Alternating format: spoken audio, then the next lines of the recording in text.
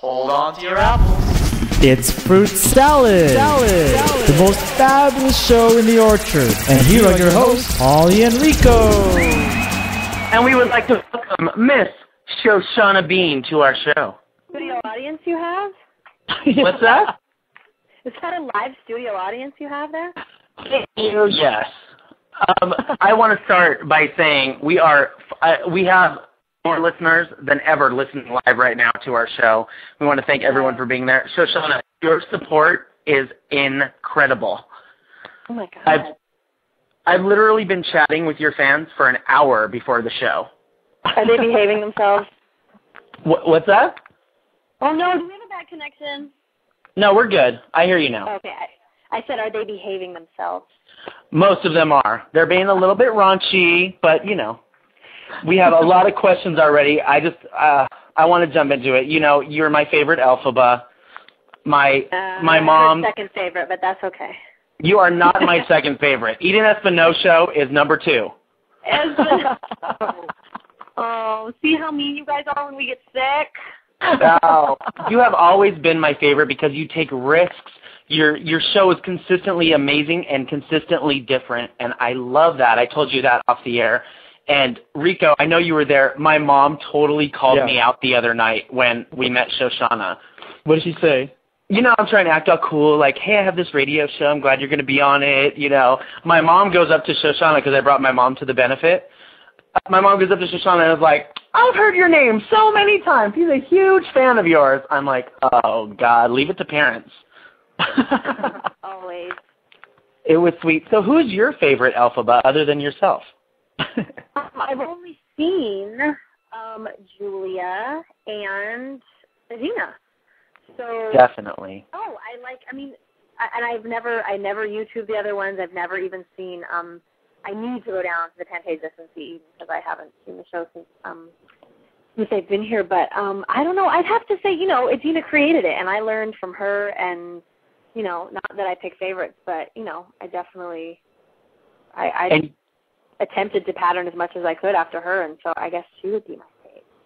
But you made it your own, for sure. You made that role your own. And after a certain point, yeah, you have to. But in the beginning, I was so scared of disappointing or upsetting anyone that I just tried to do as much as I thought I was doing exactly like her as possible. And then at some point, yeah, you're like, I'm doing a disservice to myself and everyone else if I just try and be a cookie cutter. So at some point, I let loose, but it took a while. You can tell, actually, if you watch, and I know we talked about this, you don't watch yourself on YouTube anymore. No. And why is that? Well, there's 2 reasons. One is those performances, like the stuff that's done live is not meant to be seen on camera, A, or B, on bootleg, like phone cameras or like wobbly, like camcorders from the back row. So it's hard to watch and be fair about your own performance. And, of course, I am my own worst critic, but it's hard enough to see me doing my thing and include like all the awful effects of home video and add that into the mix. And then like, you know, you always happen to scroll down and see the comments that people make. And right. If there's just even one, like I made the mistake, someone sent me a link not too long ago of something I did at Joe's Pub, not my show, but like a little, like I did one song at some like benefit at Joe's Pub, and I scrolled down and there was some comment about like my dress or my boobs or something, and I was like, oh, I can't. No. I'm just so sensitive like that, and I just, you know, it's hard when you put yourself out there, and what I love to do is perform and be out there, but like you put yourself out there to be ridiculed basically, and you know, I just. On the other hand, Shoshana, that YouTube performance, it turns on more fans towards you than I think any other medium. I think a lot of people with my bad dress and boobs. You do not have a bad dress and boobs, and let me say that in person, you're so tiny and cute. Oh my! You mean short? You're tiny. So little. Oh, thanks. I think that Elphaba is a larger-than-life character, so maybe I just thought you were really small. That's probably what it is, and also the hat adds a good like 3 feet to whoever's wearing it. So. That's true. Hey, what is your ethnic background? I am I'm totally Heinz 57. I have Greek and Spanish and Russian on my mother's side, and then on my father's side is like British and Irish and like. So I guess what shows through the most would be the Greek and Spanish side. I knew you were a mutt because you kind of look like you could sneak into my family reunion. What are you, Irish? What are you? I'm Italian and Lebanese. Oh, yes, I get Lebanese, I get Persian, I get Iranian, I get Puerto Rican, I get all kinds of stuff. And I was born in L.A., so it's kind of weird. Hey, are you living in L.A. now? I am. I'm taking you to see Wicked. What? I'm taking you to see Wicked. Oh, are you? Am I going to be your date? Okay. You could be my date. You could be the beard for the night. Okay. You could be my Katie Holmes. Okay. Oh, ouchie. Can I be Suri? Can I be Suri? Oh my God. No, you don't look like an alien.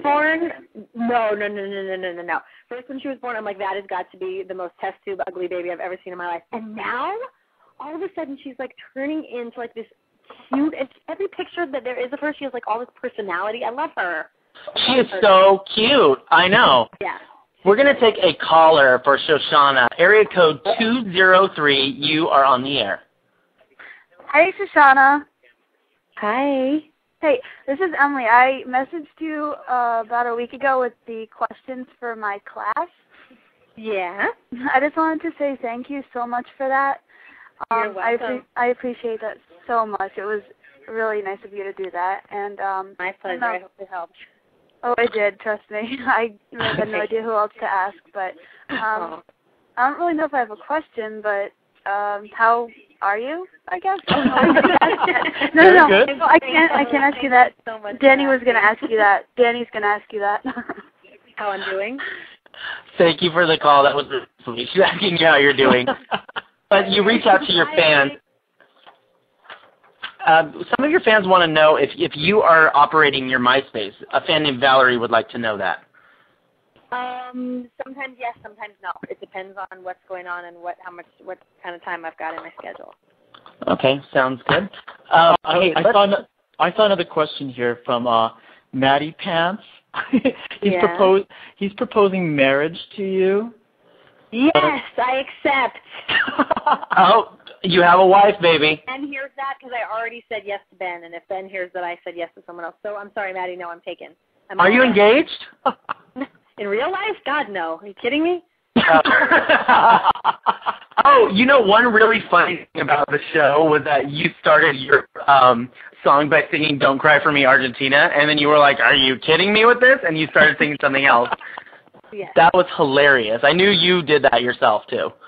No, it was actually kind of Jerry's idea, the music director, and I was so scared to death that it wasn't going to go over well because in rehearsal I kept laughing. I couldn't do it seriously, you know. And he was just like, we should start with something totally different, like something that they just, you know, would never expect from you, or like we should just start with something they would, like we should do Natural Woman. We should start with that because everyone would expect that you're going to come do like a really soulful song, and then we should go into it. And I was like, okay. And then I don't know how it morphed into Don't Cry For Me, Argentina, but it did.